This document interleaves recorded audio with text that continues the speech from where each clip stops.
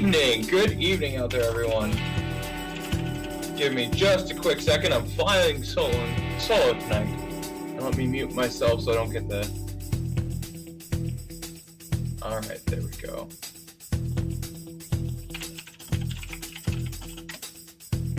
Alright.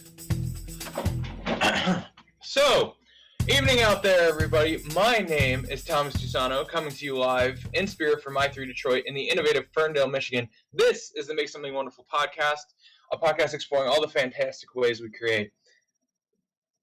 So tonight, as you may have noticed, I'm flying solo. I might be joined by a guest shortly here. I might be joined by David Henry. But tonight, Matt Carpenter has exams and he is off studying. So I wish him all the luck in the world, Matt, if you're listening right now. Study hard, man. I know you're going to ace this thing. No problem. Either way, tonight, because I'm flying solo, I decided egotistically that we're going to talk about woodworking. We haven't had a woodworker on the podcast yet, or we haven't had one. So I'm just going to take the reins tonight. David is going to join us shortly. I just got the message confirmation that he'll be joining us as a voice in the dark, per se. And we'll more or less be talking about, for those of you tuned in, we're going to be talking about how the different type of woodworkers vary. Because one of the misconceptions I've always wanted to clear up as far as things go is the fact that there are different types of woodworkers out there in the world, and people make a broad generalization when they hear the term woodworker. And that's okay on some levels. But I've also run into some confusion as to what exactly specific subclasses of woodworker kind of do. You have things, you have framers, you have carpenters, you have luthiers, you have furniture makers, you have contractors. You have such a wide variety of woodworkers that either specialize or that they're so generalists that they do everything. So sometimes I find that I really want to dig in and tell people exactly what the differences are.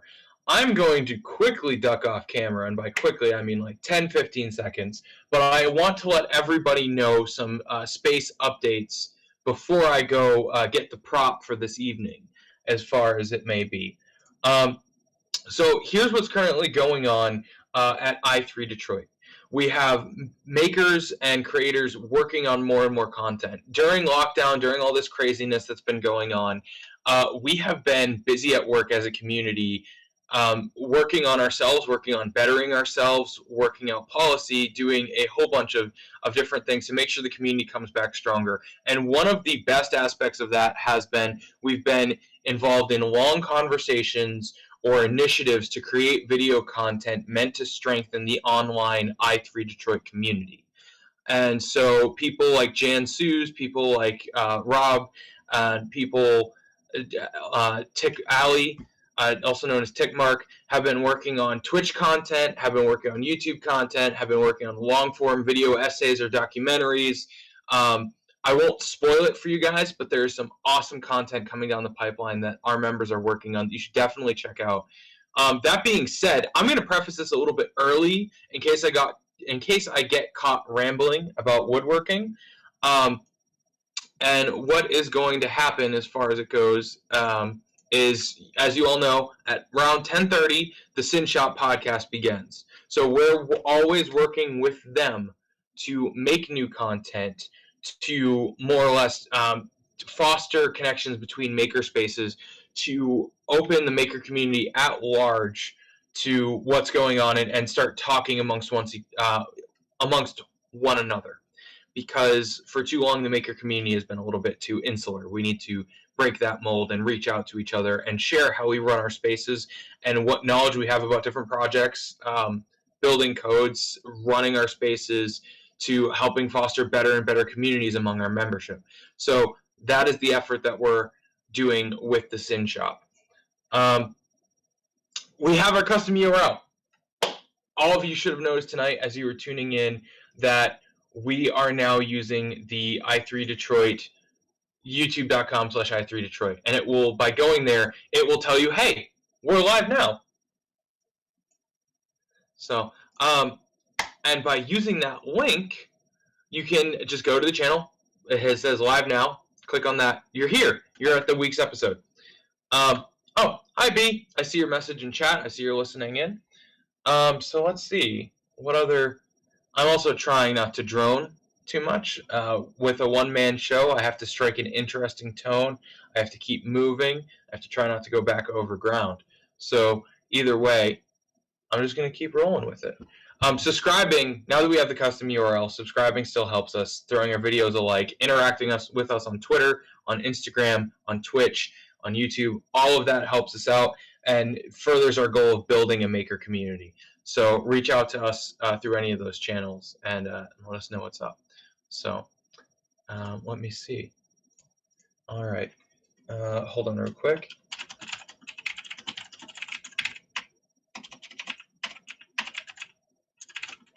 All right. Let's see what else is going on. What more do I have going on here? Do we have any notices from the community? Notifications.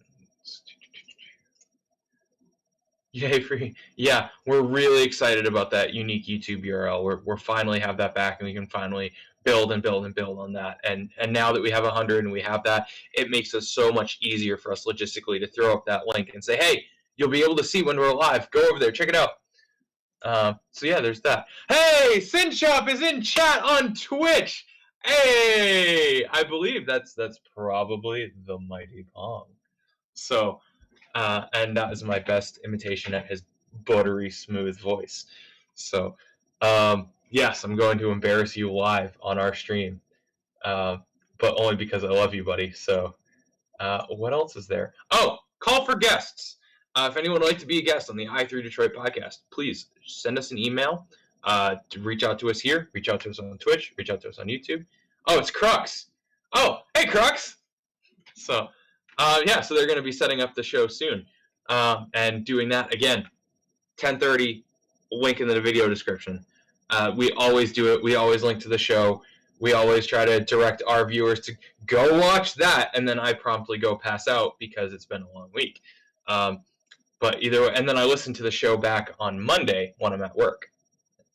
So I always try to catch it. I always try to catch the after recording, and now I can go back and catch the after recordings on their Twitch channel because now they're Twitch affiliate. So round of applause for SynShop. That is quite the accomplishment. What else is there? So yeah, there's all of the housekeeping taken care of out of the way in the first 8 minutes. I'm sure we would have done it faster, but hey, so I'm going to duck off camera real quick, and we're going to do a little bit of a dive into our first woodworking specialty, and I'll take questions from the community, from Twitch chat, from Twitter, trying to pay attention to everybody. And we're going to talk about lutherie, which is guitar building. So I am going to go grab a guitar, and I'm not going to play it live on stream. I'm going to resist the urge, and we're going to talk about that. Yo, Adrian. All right, that's Sky in YouTube chat. I see you out there, buddy. Hey, what's up with the dab? So hold on real quick, everyone.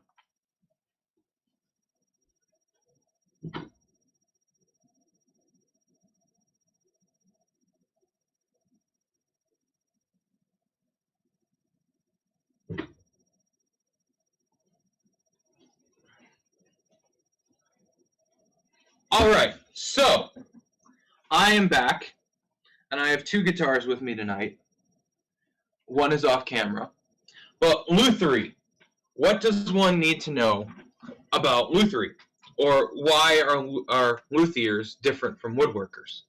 And there's some semantics we can get into. But first thing you should know is a luthier is a builder of stringed instruments. All right. Sometimes this can be just the general setup. This can be everything from scratch. You can be making bodies, laminate necks, so on and so forth. Let's see. Hold on real quick. And I want to just check. All right. So luthiers can be from scratch guitar builders, or they can be people who set up kits. And oh, I know what's going on there. Hold on real quickly, people. Jan, if you're listening, have him tag Alec, and Alec will give him permission to view the channel. We remove the guest privileges after a week. So that's why he can't find the call channel for this. So that being said, if he just tags Alec, he'll go ahead and let him in. So our guest is almost here, folks. But we're going to talk about more or less lutherie and guitar building to start. Or Rob might be able to as well. That's awesome. Thank you, Rob, our awesome producer. So now, if you're working from kits, you have different brands, and if you see the one on the headstock there, it's called Warmoth. Warmoth, long story short, got permissions from Fender to create factory parts because they were met with overwhelming demand, and they needed subcontractors to create some of their parts. And that's not a bad thing. They were working from Fender specifications. We're in Jan's Discord account. Okay. All right. Hold on real quick, folks. We're going to get some logistics settled here and bring David in so that we can keep things rolling. Let me find...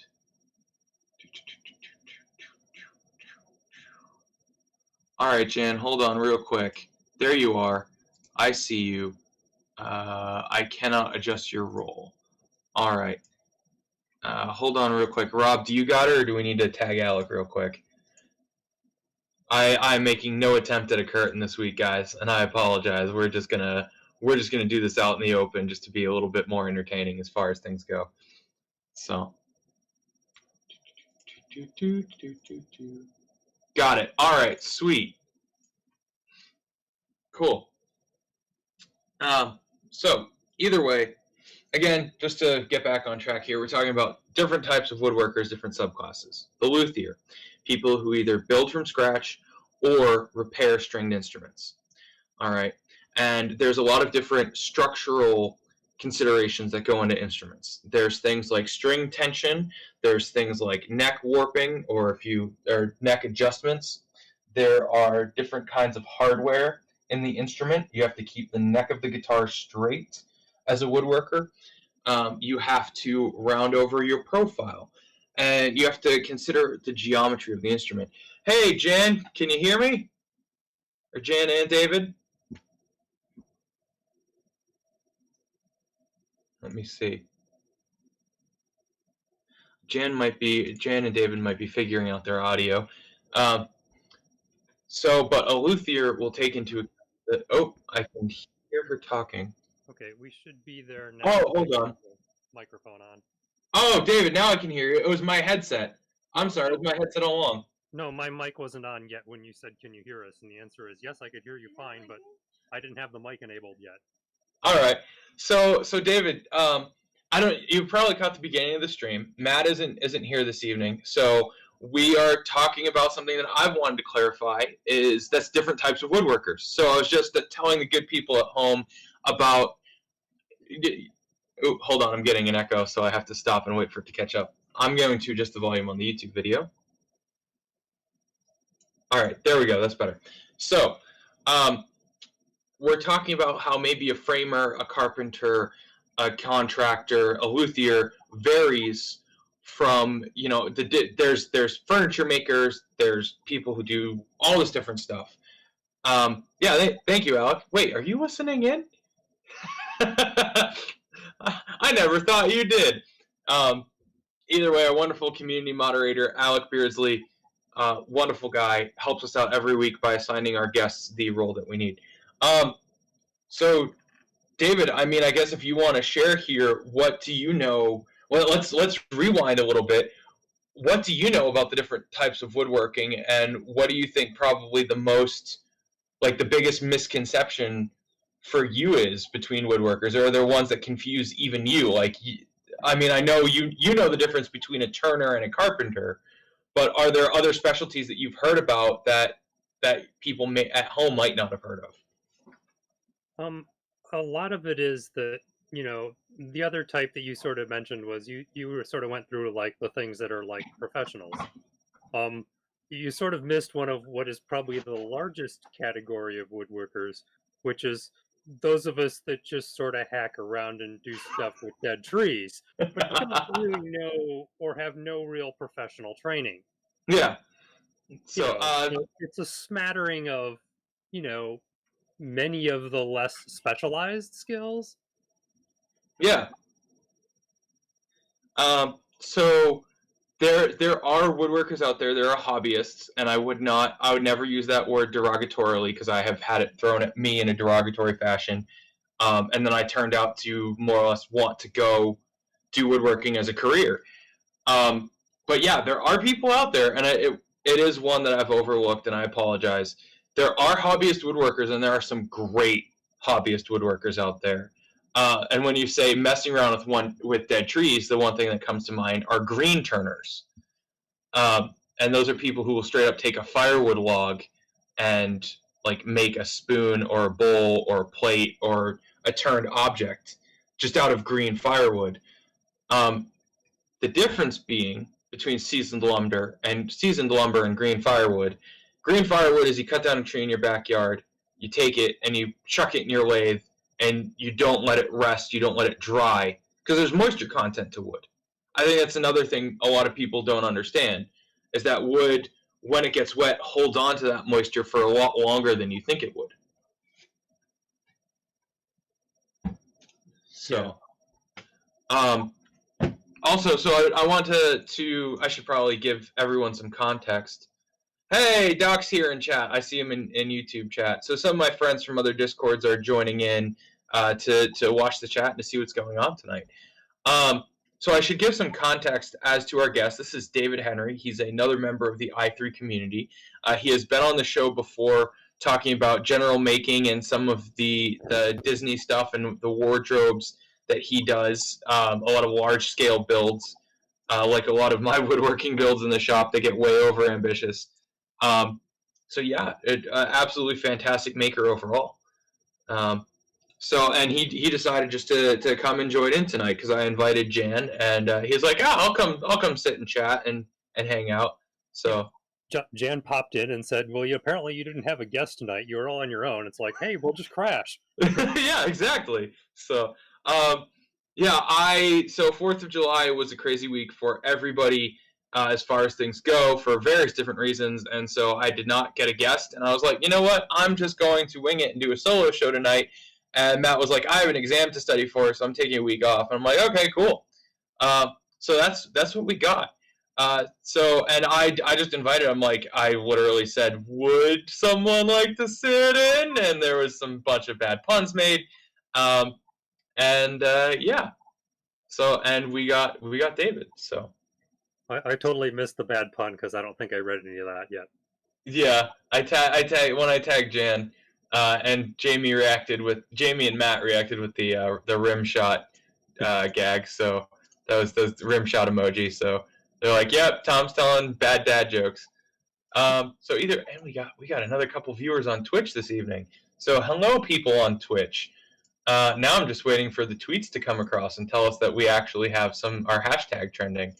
But either way, so David, I think that your strongest school, though you're self-professed to not be the best at it, is turning.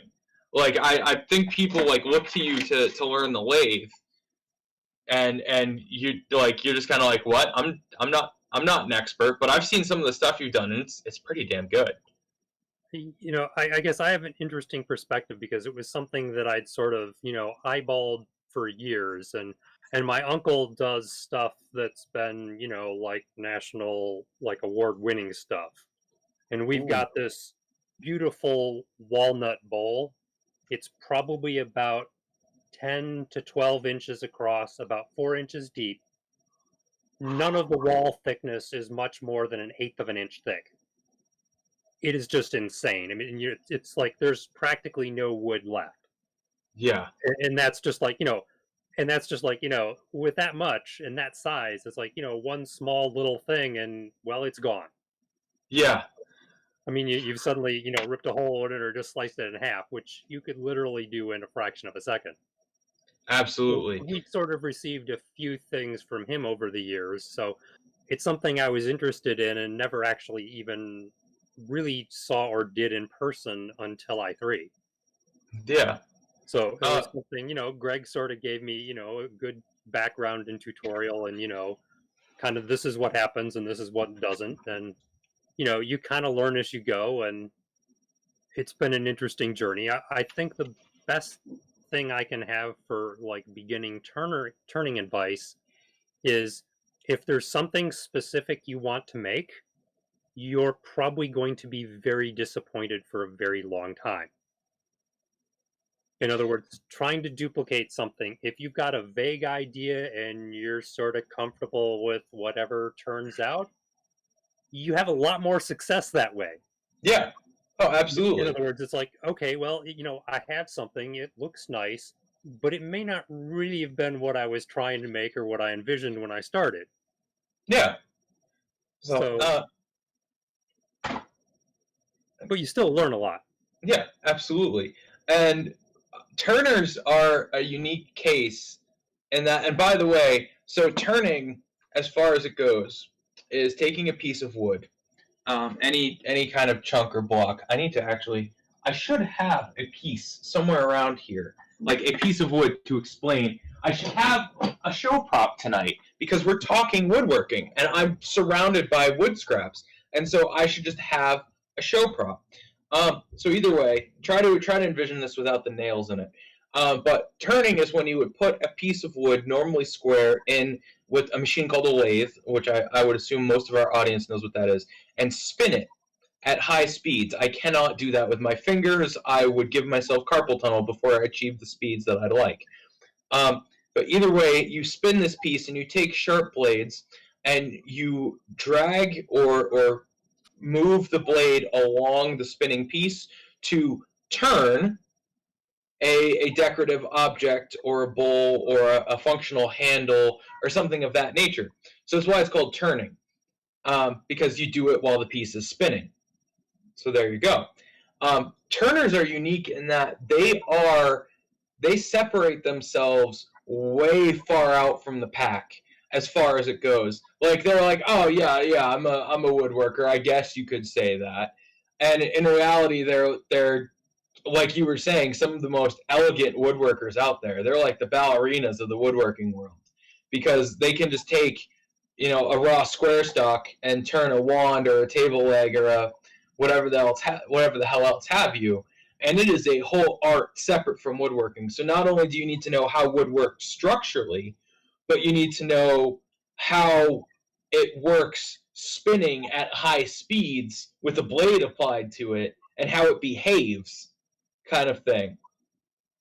So that's this whole other thing. Whereas a carpenter, they're not going to care about how fast or how wood behaves under rotation. They're just hoping that that never applies to their woodwork ever. So yeah, geez, Unless you're on your way to Oz, it probably doesn't. yeah, exactly. So oh but either way, yeah, Turners are just as far as it goes. And I'm not going to try to devolve this into some zodiac reading of every woodworking profession and subcategory out there. But I like your graphic, Rob. Thank you for that.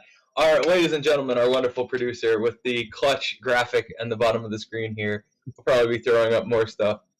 Um, but either way, um, yeah, they seem to join off from the pack and and Rob playing with the logos and the graphics, and say like, oh yes, I'm a turner, and not necessarily, oh yes, I'm a woodworker. And I don't think I've seen that behavior from a lot of other woodworkers. They normally talk about what they do directly in terms of outcomes. Like luthiers, for instance, because I wanted to real quick. They'll tell you they're an instrument builder because the term luthier has gone the way of the dodo. They'll be like, oh yes, I'm an instrument builder. A luthier is normally when you go out and you hang your shingle and you're a violin builder. And yes, I'm a luthier. Yes. So that's has been a lot of less pretentious luthiers just say violin builder. So and I'm disappointed to say that. I guess I would have to say, but that's kind of something I've noticed is that Turners separate themselves from the pack, and then other woodworkers tend to name themselves by the function they have. So if you have a carpenter, that's normally a general contractor or someone who does framing, finished carpentry, cabinetry. A carpenter will name themselves by whatever function they serve in the construction process. Yeah, that's not a false equivalency, Jan. Sorry. So to go back and look at YouTube chat, I have them all up, David, at the moment. To go back and look at YouTube chat right now, Jan is saying that a turner is like embroidery. You have a seamstress, and then you have an embroiderer, and or you have a other types of there yes. See, this is yeah. This is why we're friends, Jan. Is so she goes carpentry equals draperies. Yes, that is not. You're not wrong. Um, I think other makers do a lot of that. They term themselves by. I mean, I wanted tonight's show to be more about like talking about the subclasses of woodworker, but yes, a lot of makers will term themselves not by the medium they work in, but by the end goal of that medium. A welder might call themselves a sculptor if they do things from reclaimed beams and car parts and stuff like that. Whereas they might just term themselves a welder if they tend to do more structural stuff and more like frames and stuff. And they might even have a subtype or specialty of welder depending on what you're doing. So yeah, that is one way to equivalent, like to make an equivalent between sewing and woodworking. Just has so we much. should really make the cross-reference chart, because it was probably the funniest thing when Jan had some guests in, and it was like, okay, I'm giving them a tour. Yeah. And they were in for sewing, and the comment was, I have no idea what any of that actually means. And I think this, of course, was shortly after the start of the tour, and we're in the welding zone. And so my answer was I just simply phrased, oh well, a welder is just like sewing with metal. They're not wrong. You're stitching it together, and we should really have the cross-reference chart that says, oh well, if you're a woodworker, this is how you describe all of the zones and what they do, or what the equivalent tools are in woodworking. Or if you're a metal worker, this is like the woodshop tool, although there's a lot of similarity between those. But yeah, like our miter saw is very equivalent to, I think is it the cold saw or the chop so saw is what they call it. Or I normally say chop saw, and people will be like miter saw. Like I mean, it sort of, it is, and it depends on what you're using it for, right? Yeah. If it's a rough tool, you're just going to call it a chop saw because you chop stuff in half. If you're trying to be a little more precise, then you tend to call it miter.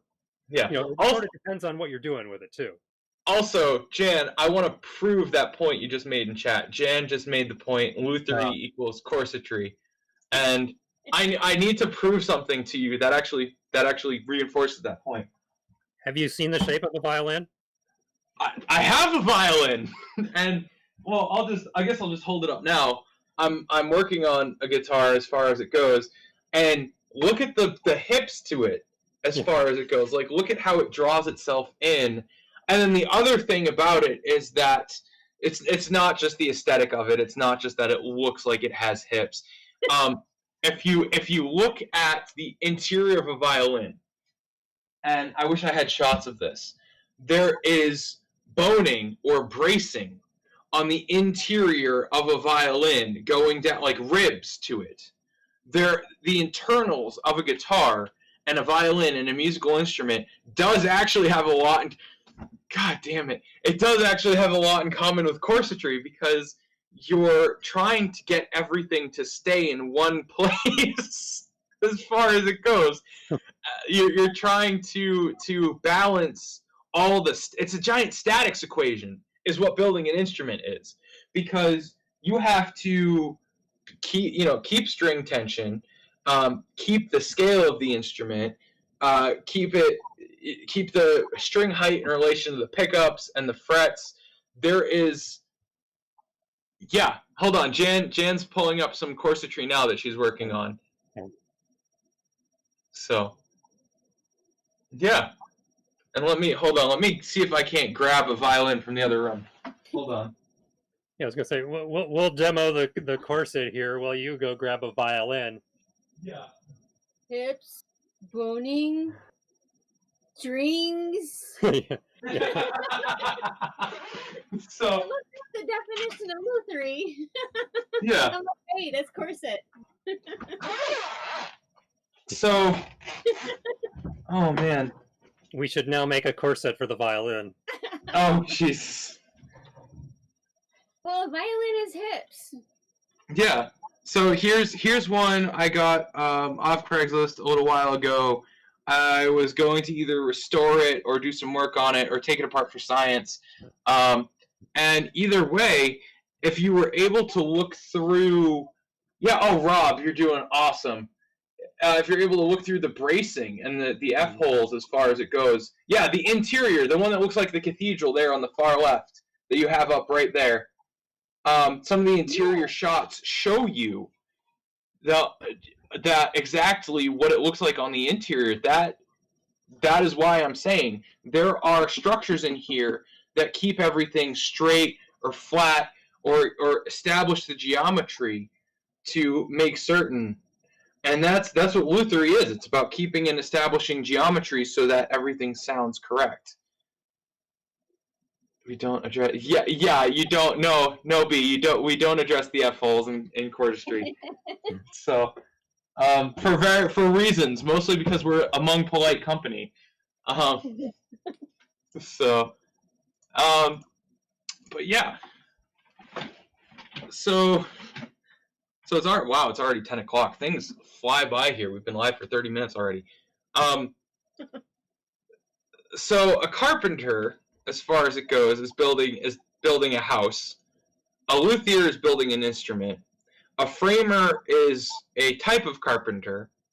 And I'm trying to think what else. The other, we have to talk about the daredevils of the woodworking world, David. They're not the turners.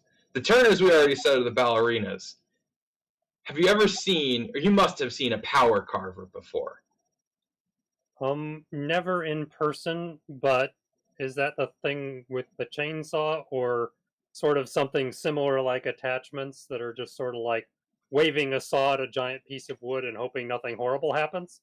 So, yes. And I lump power carvers into one group. I lump them into chainsaw carvers. Sorry, I should say there's chainsaw carvers and there's angle grinder carvers. There's Dremels. There's a whole bunch of different tools that are meant to hog out a bunch of material really, really rapidly. And so I put chainsaw carvers in that category of power carvers. There are other tools for it. There are other purposes other than just making statues. I've seen some people take an entire log and make chairs out of them. I've done that before. It's one of my favorite things to do is power carve logs into random stuff. People do when they work on smaller scale as a power carver. They'll do spoons. They'll do ornate gun stocks and weapon handles.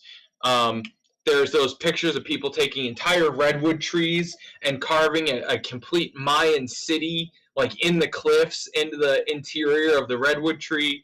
But power carvers are like the Evel Knievels of the woodworking world because these guys are just straight up crazy. Either they'll work for 3 years on a single project, or they'll make something with ornate detail in like 5 minutes.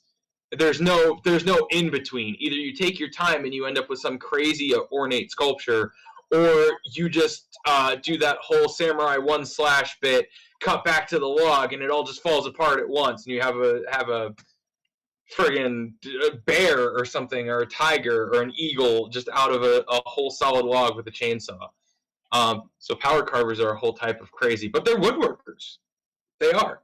So that's why I kind of, when a new woodworker comes to i3, I'm always like, what do you do? What is your specialty? Are you a English hold down bench person, or are you a power carver? Are you a bandsaw joinery person?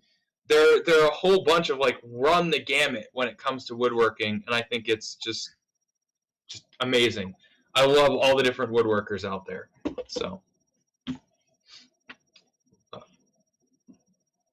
what you do sound, however, like you might have had a story about power carvers, and I just kind of steamrolled you.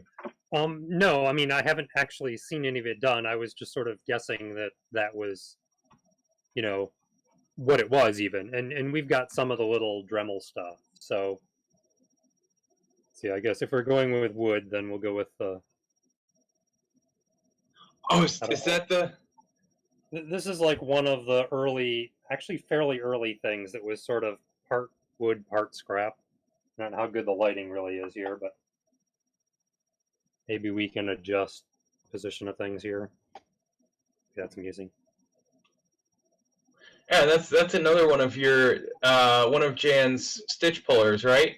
Yeah, well, There on actually, the. yeah, that was just sitting there. So yeah, we'll see if I can actually do this. So this was is a combination. Let's see how close I can get. But so this is essentially maple and walnut, and it's like 1/8 inch offcut strips. So I picked up like a bundle of those things and then glued them together kind of in an alternating pattern and then angled them at 45 degrees and then cut them and then turned the thing.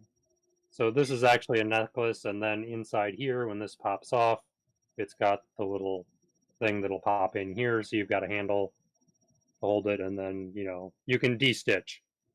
Yeah. So yeah, So that's yeah, she's also got a couple other, yeah, I guess, okay, she's got the bowl, which is up too high, so this is actually fairly small, but like the 3-inch inside diameter. yeah, neat. Oh, my friend Jan, you'll have to eventually talk to B at some point. She says that is a gorgeous seam ripper. Oh. Yeah. So, yeah, David does some awesome work on the lathe. Yeah. So, So, I have okay. I have a couple pieces of maple. I think it's Canadian silverleaf that I got from Live Edge Detroit as part of their part of their scrap bins that I need to turn into bowls or like cups like that. I think this is maple. It's either maple or cherry. One of the Maybe two. Yeah, I don't know. The lighting is a little weird, although it should be better because it's a not light. But That dark spot on the side. Can you give me a close up of that? Because I saw it briefly on that one bowl we were wondering about. yeah, this is it. Inside or outside? Outside. I think that's if it's all the way through, it's most likely cherry. If it's not, it's probably maple. Yeah, I'm gonna go with I think that thing. If you look in there at the bottom, Yeah, I'm gonna go with cherry then. I'm gonna that's my final answer. it could be, but Oh, maybe it is. I don't know. It's a big chunk of cherry though. yeah. I just didn't know how many big chunks of cherry I actually had lying around. But I would go out to the garage, but I am ashamed yeah, of like what I have. You might actually be able to see on Instagram as far as it goes, like exactly how much I have out there. So there's some picture somewhere of like my garage, my live edge slabs and stuff like. I'm not gonna make Rob. Don't hunt that down. I'm not tasking you with that. Don't bother with that. But I just want to tell people at home, like, holy cow, my garage is a mess.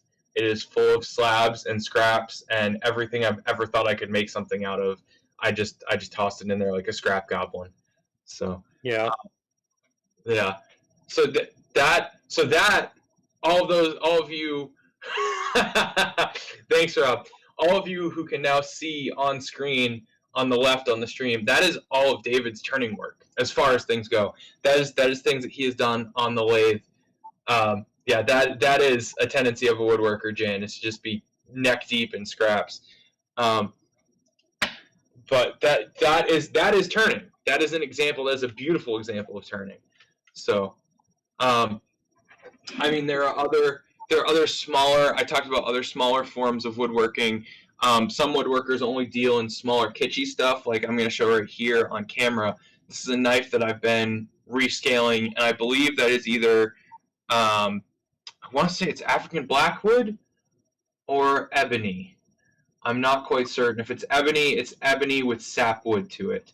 But I've just been rescaling. So there's a whole bunch of different, more or less, things you can do with wood, and people don't know the different specialties. Let me see. Oh God, why? That is haunting. Oh God, sorry. She just sent me an image of that guy from Courage the Cowardly Dog that says "Return the slab." I'll have to. Oh God, that's so creepy. Oh, I hated that guy growing up. I thought he was so creepy, but I agree with it. And B has me on the TV. Look at that. I feel so special. I feel loved, guys. Um, oh, either way, let's see what else do we have going. So I want to take this opportunity, if I can, David, and if you'd like to ask me a few questions, I would appreciate it. I'd like to talk about Luthery, if that's all right with you, I and was we gonna can. say, yeah, well, I mean, that's kind of, I guess, you know, I guess I'll jokingly say as well. That was what I thought you did, Yeah. So, but you know, you seem to have like branched off on all these other giant scale things while at I3. So I've seen about as many other things from you as actually the Luthery stuff. yeah. So what had happened is I did my college. I talk about this a lot. I did my thesis work at I3. I was kind of at first. I was like Jane Goodall. I felt like I was just getting in with the community and like watching all of you. And then very slowly, I just kind of got sucked in and sucked in and sucked in. And um, I also spoke with someone who was doing Luthery as a full time career, and they said, "Kid, don't do it." Like they're like, don't be a full time luthier. Be a generalist. It's so much better because you get so much more knowledge out of, and you oversaturate your market with luthery. You'll build 5 guitars and you'll be done. Like that's it. That's all you'll manage to sell. And that's not because you're a bad luthier. It's because the market is already oversaturated. And so I started going into furniture because large scale furniture was the next thing, was the next shiny object that caught my attention, so to speak. That was what, after I found I could do that, or at least I could attempt it, that was what I wanted to do. So I started doing more and more large scale furniture builds. That didn't turn out. I mean, I have some cool stuff, some good furniture builds. I'm not going to say I'm the best, but I have some cool ideas, and I'm going to keep improving on that. But more and more, my ideas and my passions come back to guitar building. And so, I mean, if you watch or if you see this, Ted, I still have it. I'm still working on it. I still plan to get it to you. This is a Telecaster. If anyone is familiar with Fender, this is a Telecaster knockoff I've been working on called the Faustian. It's called that because the gentleman's name who commissioned it from me, his name is Ted Faust. And also I made a deal with him that instead of paying for his guitar, he would play it out and he would get me like more or less exposure. That was on me. That was by no means Ted's idea. I came to him saying I wanted him to do that. Oh yes, the shelves that hold people. We'll come back to that one, Jan. Maybe we'll run late tonight and we'll talk about the I'll give that link to Rob, and that's one he can pull up. But this guitar is hollow on the inside. There is a chamber to it. If I can get it on camera here, let me see. I'm waiting for it to come up on stream. Yeah, down here, that's a hollowed out chamber through the maple top.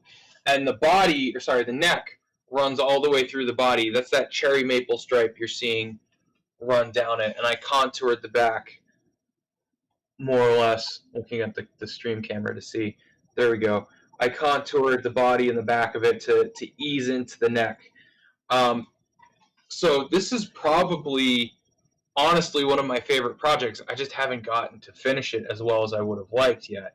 And I'm working on doing that, like bit by bit. I'm clearing off my plate to go back to projects that I really want to do instead of projects that I need to do to survive. Because I feel like I've done things because I felt I have to. But yeah, I started with, and hold on, I got another prop I need to switch out here. And I was going to say, there's a really big difference because, you know, I've done stuff with wood because, you know, it's, you know, probably one of the earlier materials I worked with growing up.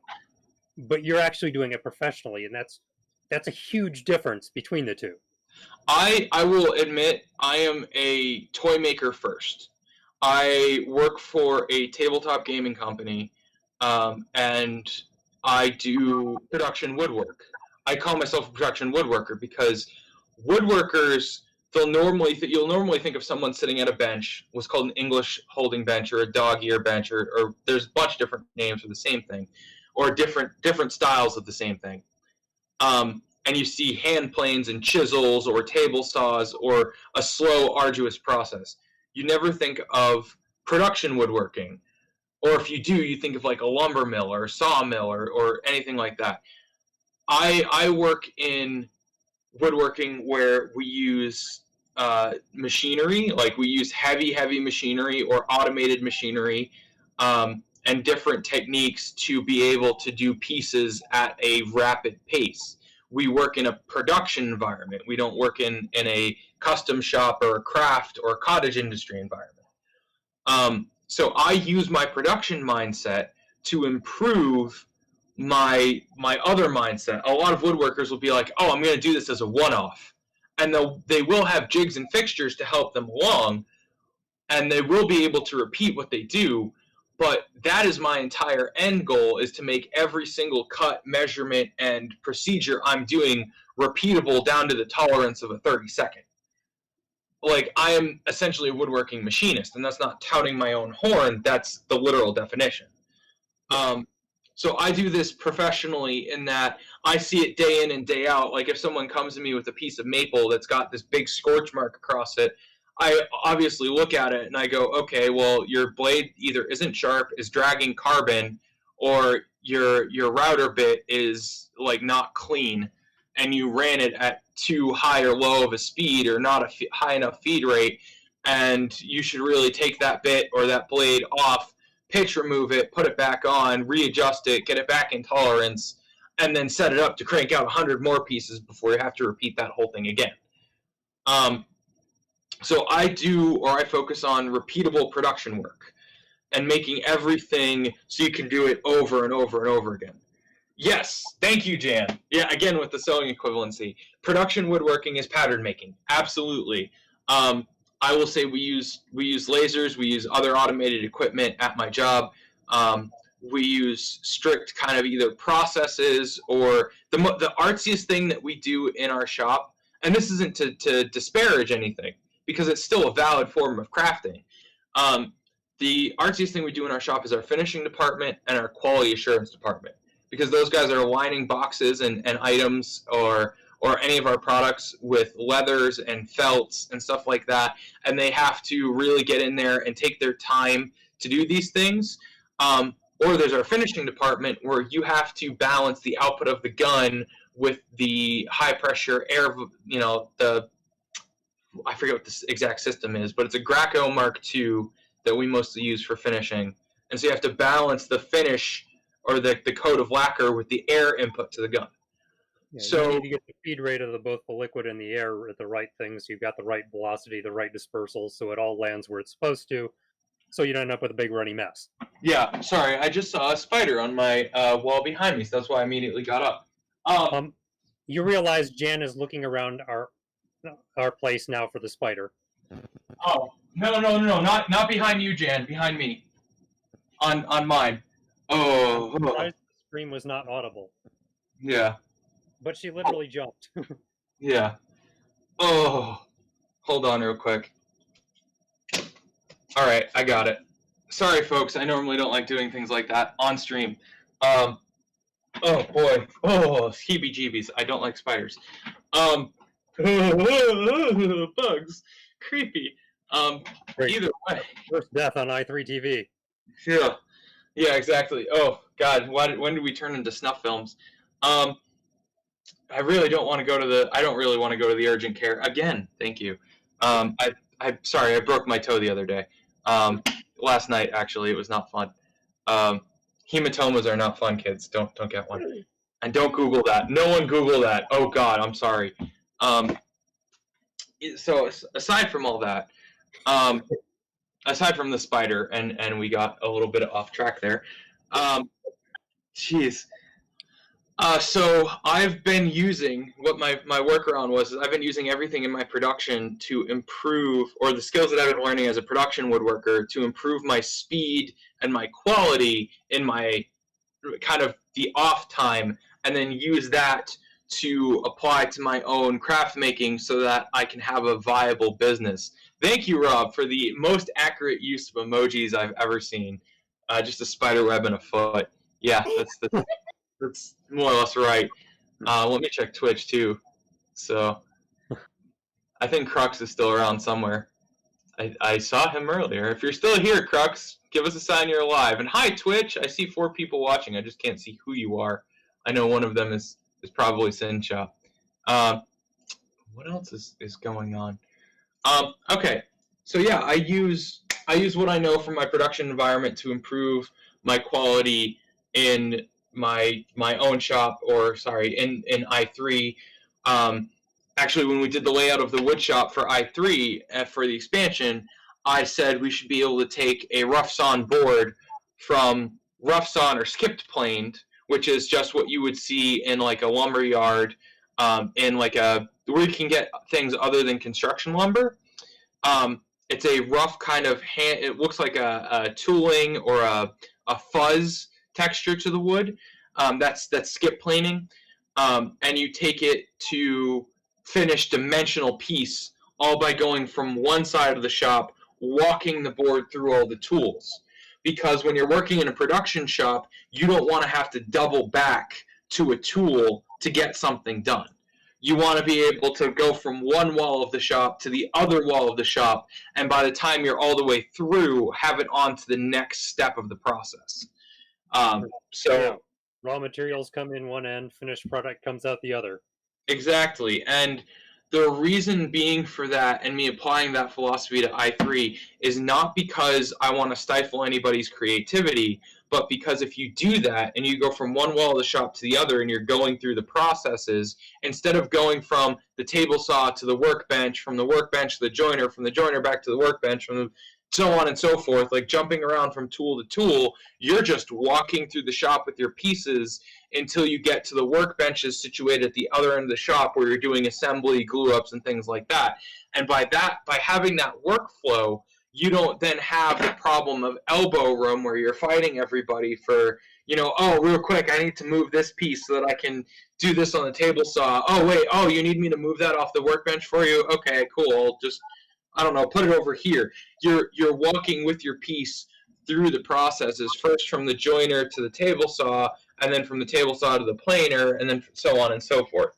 So I'm not trying to like sit there and go like, no cottage industry. I'm just going to squish that. I'm saying the efficiency and more room, like the efficiency will make more room for more people to be working on more things in our wood shop. So is what I had thought of when I looked at that plan. And so and wanting that plan for that particular reason. Is because people are again always kind of like, oh, let me just squeeze by you real quick, and that if I eliminate that problem, it might more or less make the wood shop a better place to be, because it's easier to work around 6 people. And right now it's impossible to, well, I mean for other reasons too, but it's impossible to have 6 people in that wood shop. So yes, exactly. Cool. Yes, flow improvements. Absolutely, the average person will have access to something they usually wouldn't, unless in a pro environment. Yep, and even some of the tools or processes that we may like. I'm still trying to figure out logistics to have the woodshop have things like log milling capabilities. And up until the other day, people could like I needed to bring it home because it was my tool and I needed it for another project. But up until the other day, people could use a slab flattening jig in the wood shop, and that is a relatively high level kind of pro, like at least the one I had, and the size of it. I've seen people build jigs to do it at a smaller scale, at like 2 or 3 feet wide, but I had like it could go up to like 8 feet wide, and or sorry, 4 or 5 feet wide, and like however theoretically long you wanted. as far as things go. So because it just rolled along the edge of a table, so you could go for 60 feet if you really wanted to on a slab that's 8 feet wide. So that was one of the things, is even if they don't have access to it, they have access to the knowledge of how to do it. They have access to other people who might be able to know where they can get that stuff, and that building the efficiency to get more people in, or more people to be able to work in the space, then fosters a larger community, which fosters more knowledge sharing because there's more eyes on projects, kind of deal. So it's twofold. It just doesn't improve the flow of the machines. It also improves the flow of knowledge, because the more people you can fit in the shop, the more knowledge you can trade. So, yeah. What else? Misconceptions. I keep finding myself returning to that, but I think we're kind of being strong-armed out of that as the conversation goes along, and as I kind of ramble about these things. So, and it's 10:26. Yeah, I was going to say. Yeah. So, what else? What else really is there? I mean, I'll have to do a more. Tonight was super informal, which is actually really nice. It's kind of like we're just kind of getting back in the swing of things. And next week we'll be back with, I believe. Let me check my sheet. Who will we be talking to next week, and who do I have to confirm with? Yes, next week. Okay, so everybody, I have to say, so this has been an awesome community interaction as far as it goes. I didn't get any tweets, which I'm a little sad about, but that's fine. Or at least I didn't see any. I'll have to go check i3 real quick. I didn't see any come across, but let me see. We'll do a last minute tweet reading here. Oh, did my headset go out again? No, I don't think so. All right. Well, my ears go out. My microphone's fine. Okay. So next week, the 17th, we have a gentleman named Tom Nardone coming on. He is, as far as it goes, the i3 equivalent of the Dos Equis guy, if anyone remembers that. I'm not saying he's a singularly most interesting man at i3. He's cool, but he does things like trash fishing. He does things called the Mower Gang. He has a nonprofit that he runs that we'll talk about more about that. And he does a lot of cool things around the city of Detroit for all sorts of different people. I would highly recommend tuning in next week to see Tom Nardone. And the big episode that I'm excited for right now, aside from Tom Nardone, is the week not after that, but after the week that comes after the week that Tom Nardone's on. We're going to be... Wait, really? No way. That's just like in the future. No, he's been on... I'm reading Rob's comment in the YouTube chat. Rob, is that for real? Has he been on Conan O'Brien twice? What the hell? Holy crap! And now he's coming to our podcast? Wow, I'm honored. Holy cow! Yeah, exactly. Like, oh my god, And then next thing you know, Adam Savage is gonna reach out to us like, "Yo, I heard you had Tom Nardone on. I want to be on the show."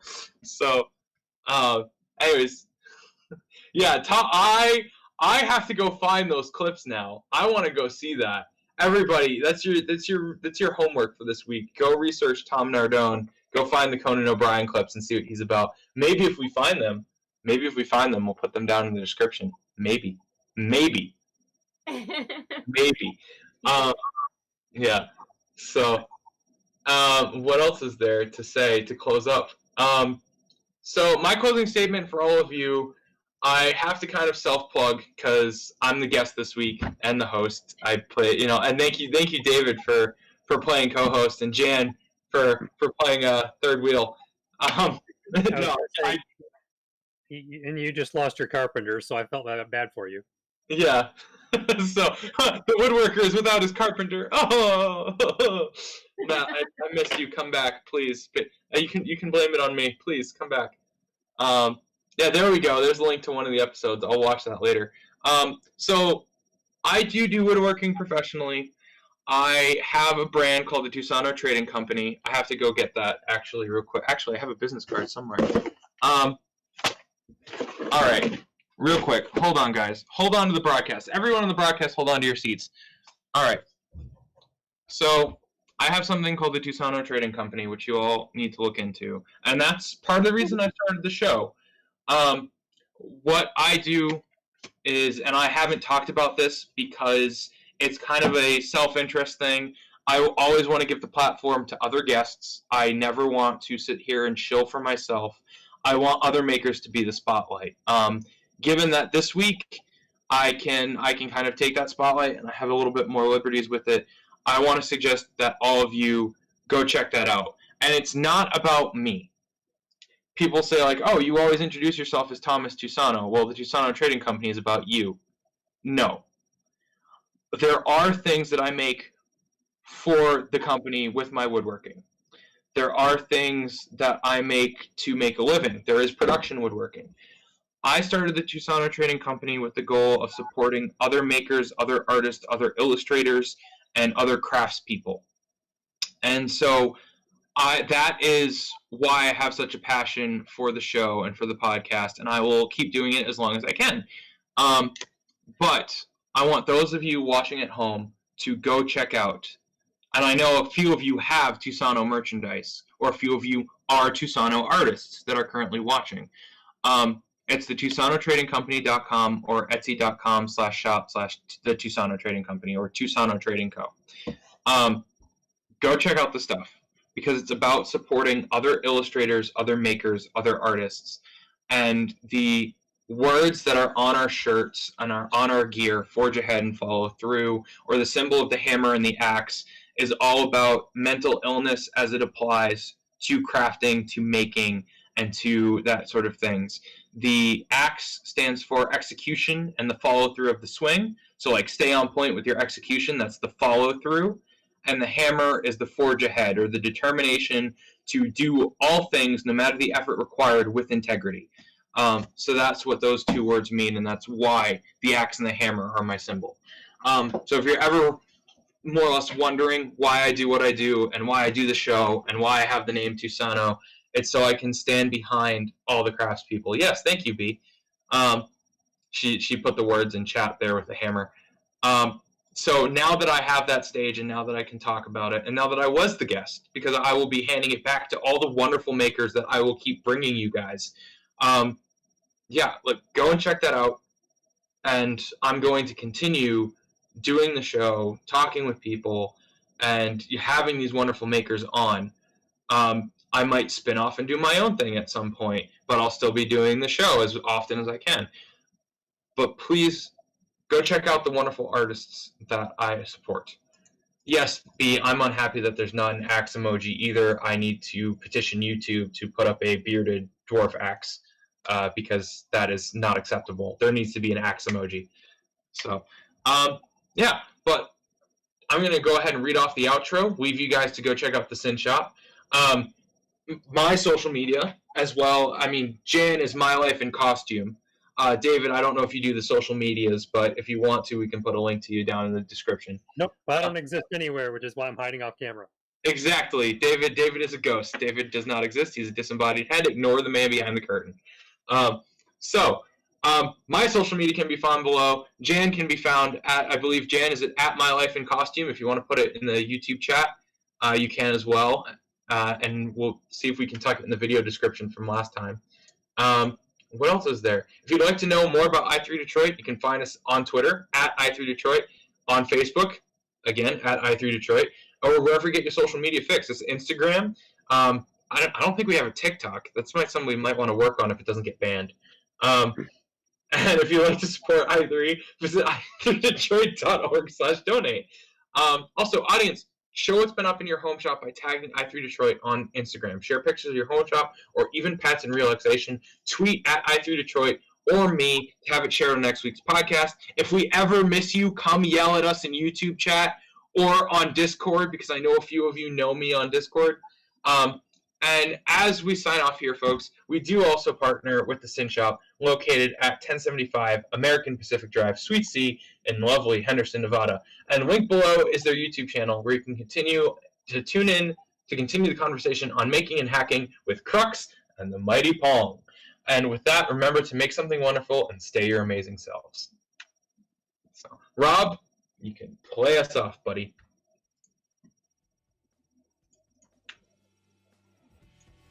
So, and